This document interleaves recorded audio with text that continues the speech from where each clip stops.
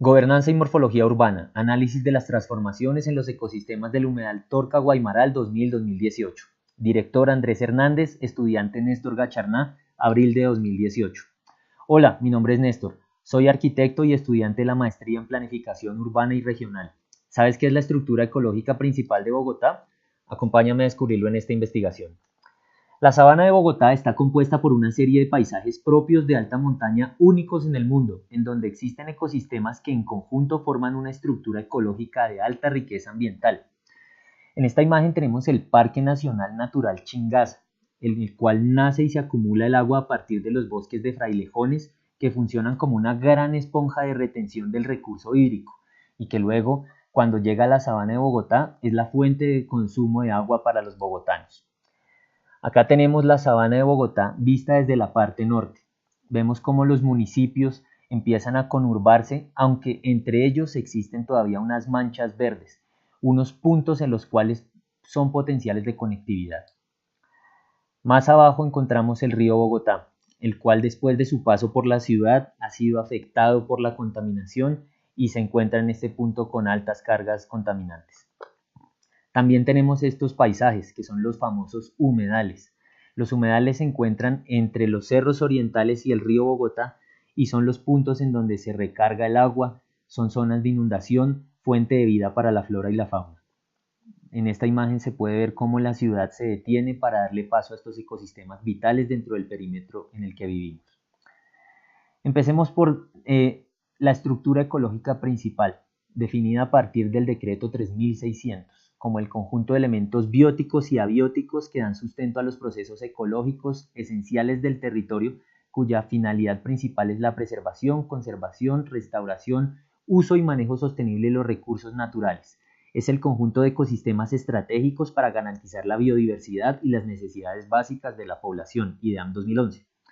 Pero empecemos por ver sus componentes. Primero están los cerros orientales, acompañados del río Bogotá en la parte occidental, y en la mitad de esos dos ecosistemas se encuentran todas las quebradas, pantanos, humedales y zonas de inundación que están dentro del perímetro urbano y que unidos todos representan la estructura ecológica principal.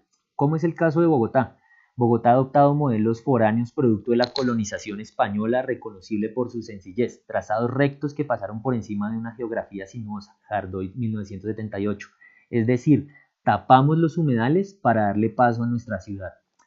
Y Bogotá ha cambiado desde el siglo XVII. Los cerros y humedales se disminuyeron en más de 43.000 hectáreas. Bogotá ha ocupado el territorio de la sabana entre cerros y ríos. Es necesario definir límites ecosistémicos. Mejía 2016. En este texto del Instituto Humboldt se enumeran humedales no reconocidos. Esto da esperanza, esto es revelador porque Bogotá tiene potencial de consolidación ecológica. Es decir, si logramos unir en los recursos hídricos, el recurso de fauna y flora, la arborización dentro de la ciudad, podemos estar hablando de una ciudad cuyos ecosistemas están conectados entre sí.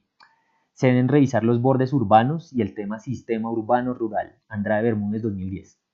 En este plano de escala regional y urbana podemos ver en azul el río Bogotá y en rojo la cantidad de estructuras ecológicas como quebradas y humedales que conectan los cerros con el río. En la parte norte vemos el proyecto Lagos de Torca, el cual es una realidad porque la alcaldía ya lo aprobó y hacia este punto se va a hacer expansión urbana.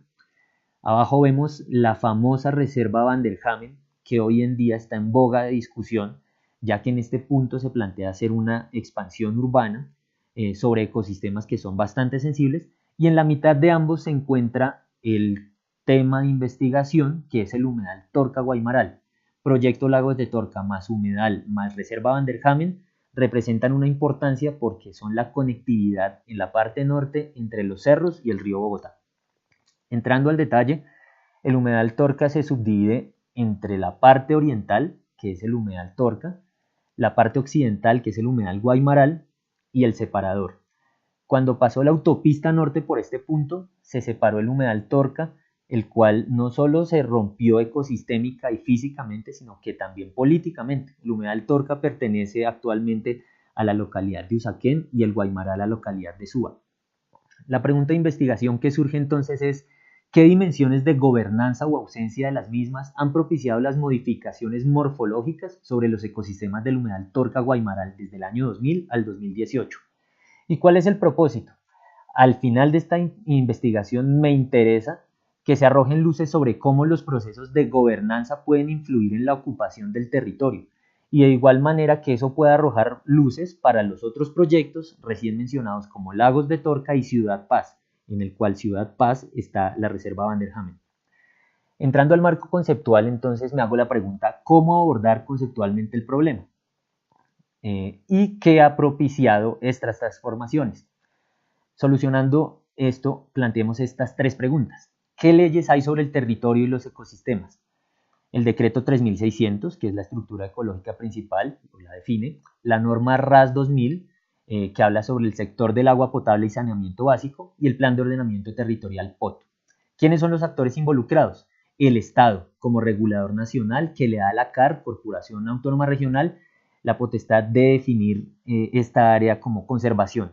Y el Ministerio de Ambiente y Desarrollo Sostenible, que también entra como una institución reguladora. Entonces se plantea esta pregunta, ¿hay un choque o hay una gobernanza o una toma de decisiones mancomunada sobre los ecosistemas? Pues bien, los sectores ambientalistas se oponen a la expansión urbana sobre estos ecosistemas sensibles y la Alcaldía de Bogotá, a partir de planes parciales, dentro del mismo POT o expansiones urbanas, pues plantea aumentar la ciudad hacia esos puntos. Y entonces yo me planteo aquí esta pregunta, ¿qué papel juega la academia en todo esto? ¿Qué papel juegan los movimientos sociales? Y más allá, ¿qué papel juegan todos? Y finalmente, ¿cómo se ha traducido esto en términos de transformación del territorio? Yo soy arquitecto y a mí me interesa analizar los temas de gobernanza, pero traducirlos en hechos físicos, en temas que yo pueda convertir en planos. Para eso planteo la morfología y las tipologías urbanas. Entonces, ¿cómo abordar conceptualmente el problema? Principalmente la consolidación de la estructura ecológica principal es el gran tema a abordar. ¿Y en qué contexto de tiempo? Entre el año 2000 y el 2018. ¿Por qué en esta época? Porque es un excelente tiempo, es un excelente periodo para someter a prueba el plan de ordenamiento territorial de Bogotá. Y aparecen dos supracategorías, la gobernanza y la morfología urbana. Para entender la gobernanza hay que tener en cuenta que desde hace 20 años se define este término aproximadamente, porque ya el Estado no es el único que toma decisiones, ya hay otros actores que entran en ese juego de hacer política. Entonces, Driessen y otros en 2009 plantean que un sistema policéntrico de gobernanza en el cual participan diversos actores e involucra diversas escalas de gobierno ofrece más rendimientos ambientales. Entonces, respondiendo a las preguntas anteriormente planteadas, cómo entran, qué marco legal existe, qué actores hay y qué arreglos institucionales existen entre los mismos, yo recurro a Lange, que plantea que en las últimas décadas ha habido una transición en la forma de tomar decisiones, donde los gobiernos ya no son los únicos actores presentes en la gestión y ejercicio del poder, y a Borgias, 2016, en el cual los actores de la sociedad civil en ocasiones llenan parte del vacío que deja el Estado y su carácter regulador. Respecto a la morfología urbana, hay dos subcategorías, la morfología y la tipología.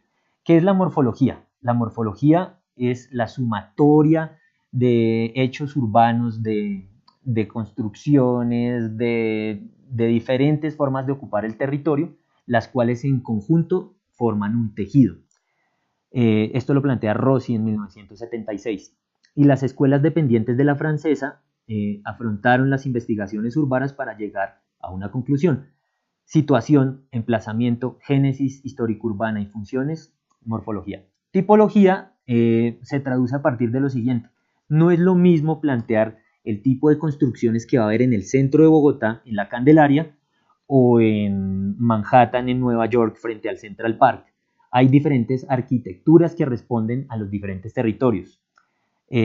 A partir del paisaje se explica la morfogénesis del plano, su estructura interna y se establecían tipologías apoyándose en atlas urbanos, Bielsa de Ori 2015.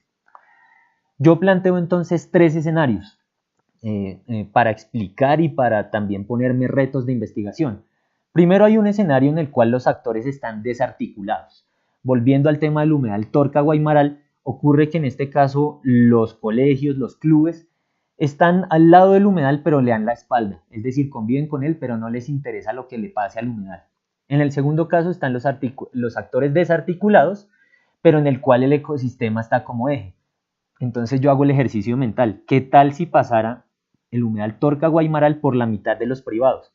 Pues estaríamos hablando que si, por ejemplo, al Colegio San Viator el humedal ya quedara dentro de su perímetro y empezara a oler mal, imagínense que empezara a oler mal entre primaria y bachillerato. Ya sería competencia del colegio y que eso le pasara al CAFAM y que eso le pasara a todos los que están en la cuenca de la quebrada de ese humedal. Pues ¿qué pasaría? Que entre todos se unirían y dirían, venga, vamos a ver qué pasó allá arriba para que esto esté oliendo así o para que haya una proliferación de moscos, etcétera. Y van y efectivamente se pueden dar cuenta que 3 kilómetros arriba alguien está contaminando el ecosistema. Entonces, ¿qué estamos hablando aquí? Que varios se podrían reunir a partir de un sistema, de un ecosistema. Pero aquí también hay un riesgo, y es que como todos tienen su propia parte del humedal, y es un tema privado, pues también lo pueden contaminar. Y hay un tercer escenario que en mi opinión es el que más me interesa, y es en el que los actores están articulados a partir del ecosistema como eje. Es decir, el humedal pasa por la mitad de todos. En este caso, no se cierran al mismo y no le dan la espalda, sino que por el contrario le abren los brazos tipológica y arquitectónicamente. Y eso se traduce en morfología urbana y también en gobernanza. Es decir, si el ecosistema en la manera de planificar el territorio pasa por la mitad de todos los actores, pues a todos les va a interesar. No es de nadie, pero es de todos. Y finalmente yo hago esta reflexión. Empecemos a planificar nuestros territorios en torno a nuestros ecosistemas como protagonistas. Y empecemos entonces por investigar las variables en torno al humedal Torca-Guaymaral. Muchas gracias.